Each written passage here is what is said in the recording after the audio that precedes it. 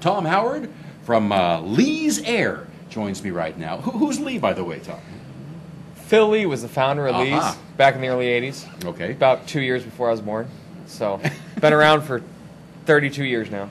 So, a well-known name in the community. Well, I hope so. Yeah. We just went through that 100-plus degree heat spell not too long ago. Yeah. You guys must have been working around the clock. Yeah. We had every employee out there till 10 o'clock at night. I was answering phones into the night. And normally that's not even my job to answer phones, but when everyone in the office, it was all hands on deck. It's kind of a mixed blessing. I mean, you love having the business, but you wish it was more spread out, right? Oh, my goodness. That whole week, all I could think is, man, I cannot wait till Friday. You know, I can't wait till 5 o'clock on Friday afternoon. Wait a minute. Stuff breaks down on the weekend, too? Yes, it does, and I have people that take care of that, so... You get to go off and enjoy your weekend. Right? Yeah, as much as I could. People should not wait until those 100-degree days, right, to get their air conditioners serviced.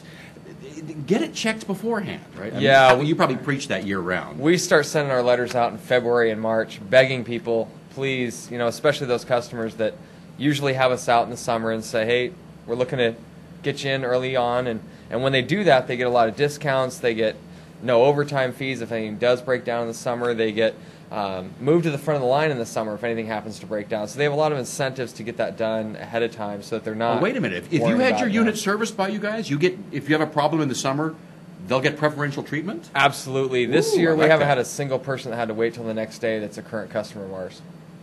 Well, that's a good incentive to get that servicing done. Yeah. And now, go ahead. Last year on the 4th of July, we had multiple customers call in. It was well over 100 degrees. They've got family over, and most companies are out 2 weeks, and to be honest with you, with non-current customers, we had to put them off, but the current customers, they got service same day.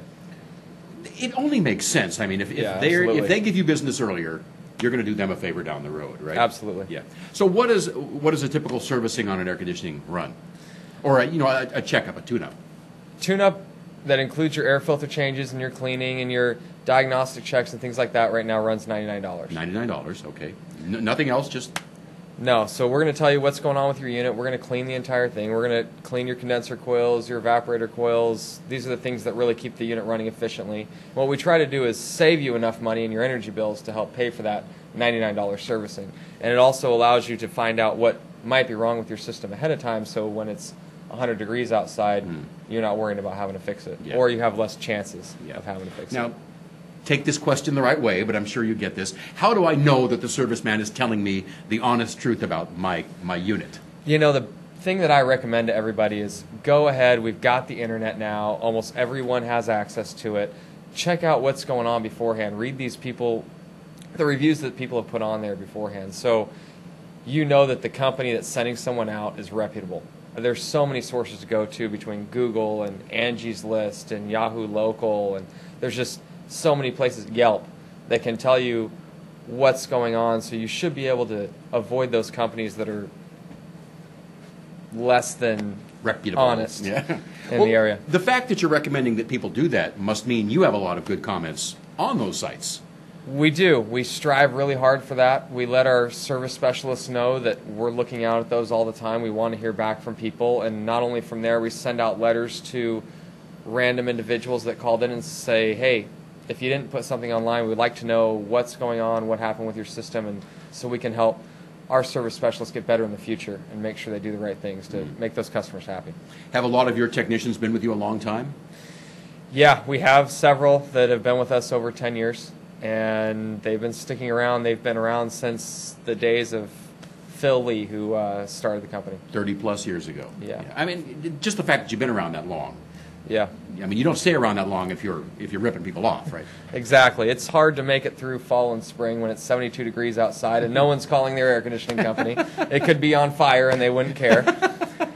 But you've got to be reputable so that you can get through those hard times and get through that summer when any air conditioning guy, anyone with a truck and a bag of tools thinks he's an air conditioning guy in the summer in Fresno. Well, you want to make sure that they're, licensed and bonded and...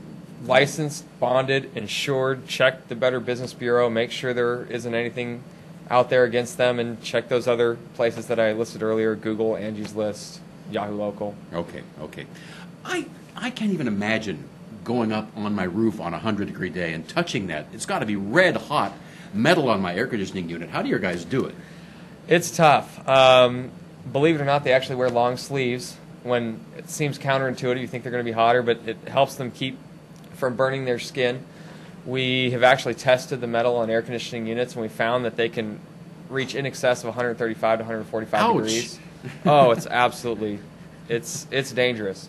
So we've got to get out there with proper safety equipment, gloves, long sleeve shirts, and as long as you're staying hydrated, you can wear those long sleeve shirts and help avoid those burns and still not suffer heat stroke on that rooftop. Listen, if you don't know the answer to this, I understand, but I'm always curious. Why do they put air conditioning units where they are, on the top of a house, in the blazing sun all day? Wouldn't it make more sense to put a little shelter around them or put them behind the house in a shaded area? You're smiling, but...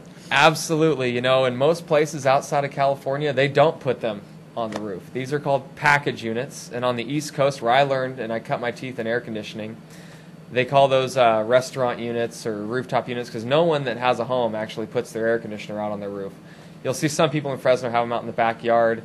That's called a split system. That's probably 10% of the Central Valley has a system like that. Why they did it this way in Fresno and put them on the rooftop, I have no idea. It might be because on those split systems, you actually have part of it in the attic. What you're seeing outside is only one half of it. On those package units on the roof, it's all on the roof. It's all accessible even when it's 110 degrees outside. If you have part of your system in the attic and you have to service it when it's 110, which means it's 140 in your attic, you might not be able to get to it. That's just my guess. But in any other place besides the Central Valley, they don't really have a whole lot of air conditioners on rooftops. They have them out on the ground. Half of it's on the ground and the other half's in the attic where it blows the air inside.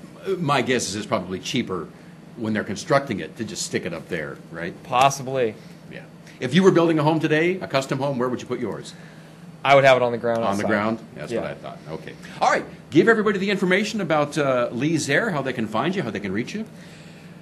Everyone can reach us at leesair.com. It's the best, fastest, easiest. Is there an easiest way apostrophe to get there? Or? No, and the No. web address is just leesair.com.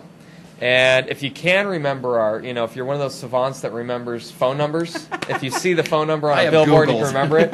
It's 559-227-9569.